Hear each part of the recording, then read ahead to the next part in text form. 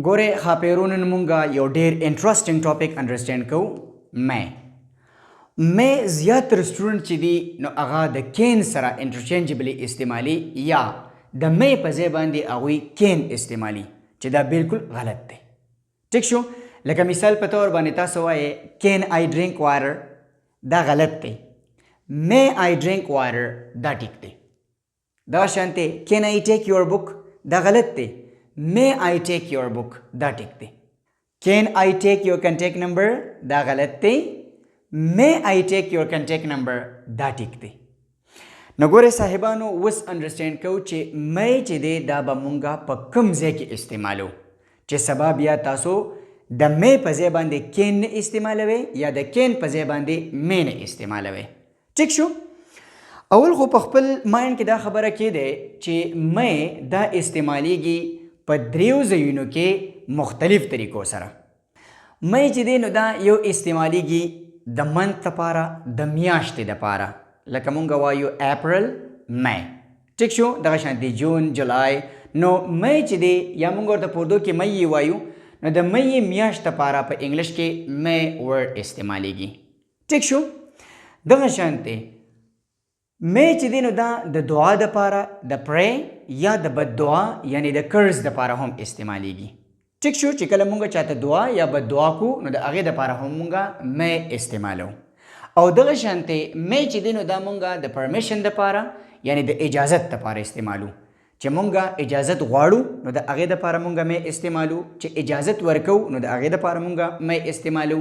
او چې اجازت نه ورکو نو د هغې دپاره هم بیا مونږه مې استعمالو. ټیک شو؟ اول انډرسټینډ کوو چې مې چې دا نو دا د منت لپاره څنګه استعمالیږي. لکه مثال په طور باندې مونږ وایو چې زه به د مې په میاشت کې کالام ته ځم، یا هغوی به د مې په میاشت کې کالام ته ځي.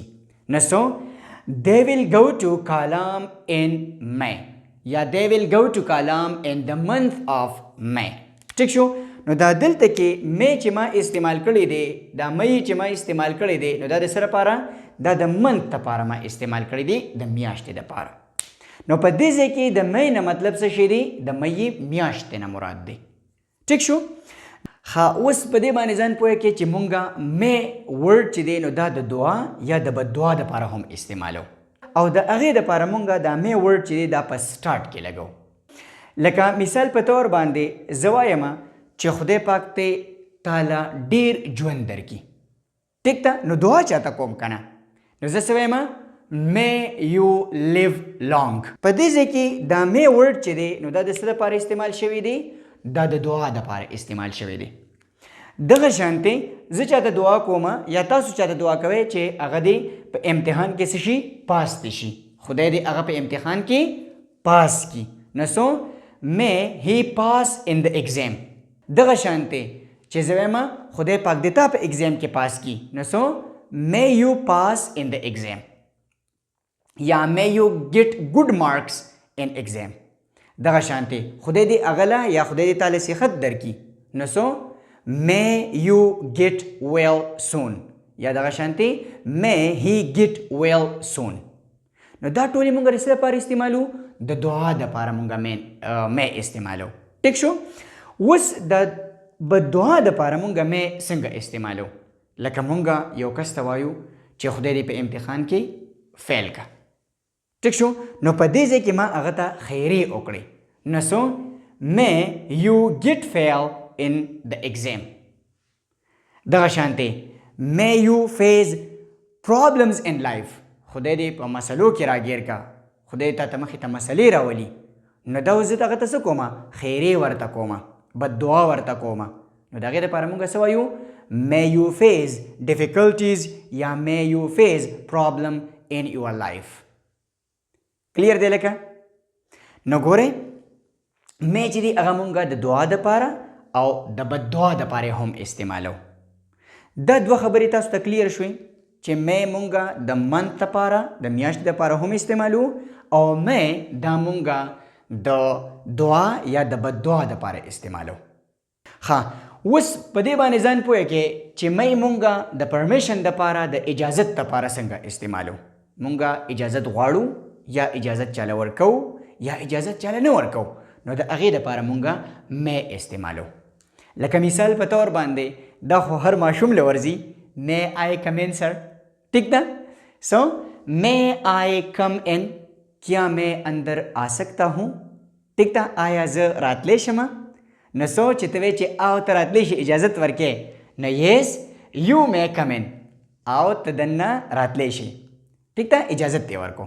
دغه شانتې no you may not come in نه ته دننه نشي راتلی ته وله اجازتو نه ورکې د راتلو. ٹھیک شو؟ دغه شانتې زه ستاسو نه تپوس وکړم چې may I use your mobile phone آیا زه ستا موبایل فون استعمالولی شم؟ نو چې جواب یس دی yes you may use my mobile phone ها ته زما موبایل فون استعمالولی شي. او چې نه no you may not use my mobile phone. دا شانتې may I take your contact number نو سو yes you may take my contact number یا no you may not take my contact number. ٹھیک شو؟ یا دغه شانتې ته وایې چې سر زه اوبو له لاړ شم یا سر زه اوبه وڅښم نو سو may I drink water چې yes نو yes you may drink water ها ته اوبه څښلی شي او چې no you may not drink water نه ته اوبه نشي څښلی ځکه چې کلاس سټارټ دی. پوه شوې ګلابه په دې باندې چې تاسو د اجازت د اغستلو دپاره د اجازت د ورکولو دپاره یا د اجازت نه ورکولو دپاره مې به تاسو استعمالوئ.